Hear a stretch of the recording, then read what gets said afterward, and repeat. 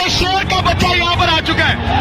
ये अजूरे वाला जिसको आपने गिरफ्तार किया था गैर कानूनी तरीके से, आज आप देख सकते हैं आज पाकिस्तान की आवाम ने इसका हक अदा कर दिया।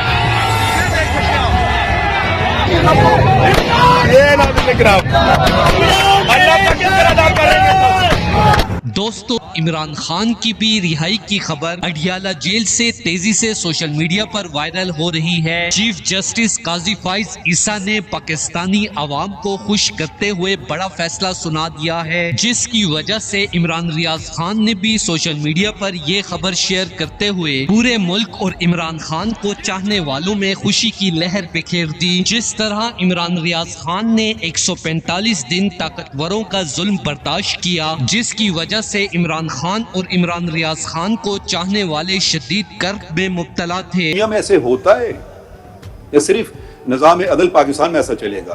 बाकी दुनिया की हम तारीख में बताते हैं। ये जरा प्लीज ठहर जाइए ना कि अमेरिका में क्या होता है, विलायत में होता है। आप ये करें अमेरिका विलायत में जा करके, फिर क्या होगा आपके साथ?